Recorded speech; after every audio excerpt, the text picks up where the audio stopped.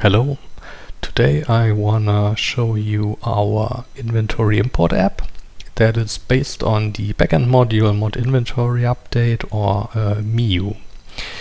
We can use inventory import to import bibliographic data, holdings and items from an external source into mod inventory storage or in the inventory app.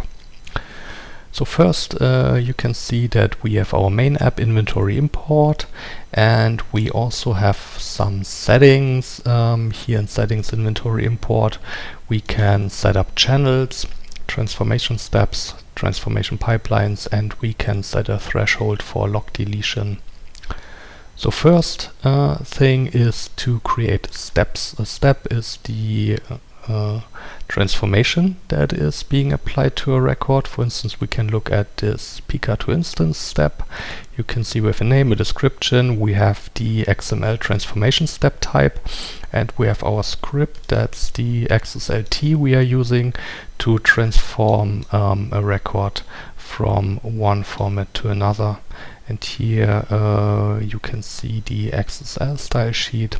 You can use this editor here to write it, or an external editor or IDE, and then copy paste it here, or use the API to bring it to the step.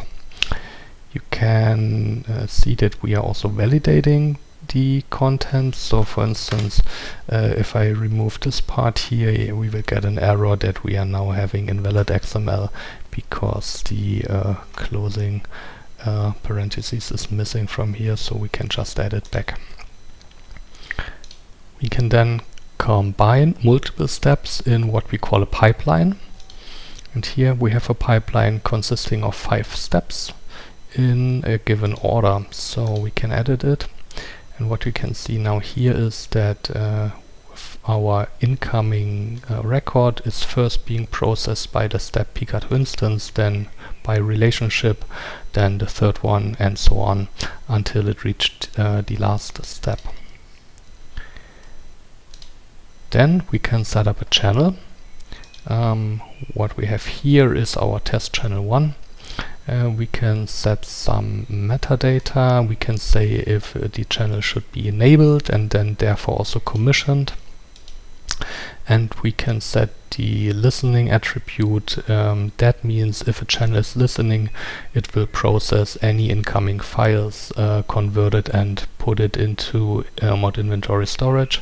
If we deactivate listening, then all files will accumulate, and once we set it back to listening, then all the files will be processed one after another. Going back to inventory import, and selecting a channel, we can upload an XML file. I've prepared one that we can take a look at. So we have a file with 384 records. Let's take a look at the HRID value that we have here, copy it, and I will upload this file.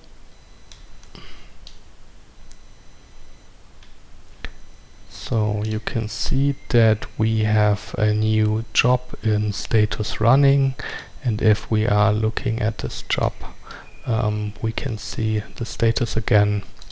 If we wait a few more seconds, you will see that the job is then finished. Alright, so it took 20 seconds to import this 384 records. The job is now done, and we can see we've processed one file with the certain amount of records. You can see that given to this bugfest system, times are varying. So for instance, it took 20 seconds now, and I did run it a few minutes before with the same file, and it took just 6 seconds. So time is varying here. We can also use the search and filter component to search and filter on jobs. So for instance, if we want to get all jobs in a status, for instance paused, we can do it, just get the jobs with a status done. That is possible as well. We can filter by number of records processed. For instance, to get larger jobs with at least 1,000 records, we can filter on that, or jobs that were started or finished on a given date. The last component here is failed records with a pre-applied filter. Let's remove that, and we can see that we have 2 failed records with their instance HRID, the title, and an error, and a timestamp as well.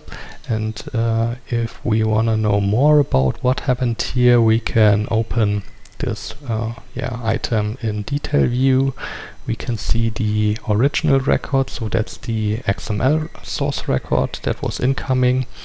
And then we can see that we have an error from mod inventory storage. We have to provide a value for the series field because series is present.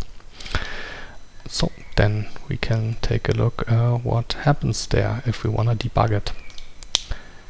Let's go back to inventory and do a search on this HRID that we have imported now, and you can see that the record has been created a few minutes ago, and with our current job on 236 we did update this record. And you can see here's all the metadata that was inside of this XML file, and that has been mapped into this instance record. Last but not least, we can specify a threshold for log deletion. So to delete job logs or failed records that are older than a certain amount of time, we can set a number and a unit. For instance, we can delete everything that is older than 1 month, but the records in mod inventory storage, so the instances, the holdings and items, they won't be deleted. It's just about the metrics, so the logs, the log files. Let's say I want to delete it after 1 week. I could do that as well, save, and then each day on 2 AM CET a job is being run in the backend that will then search for the records and delete them.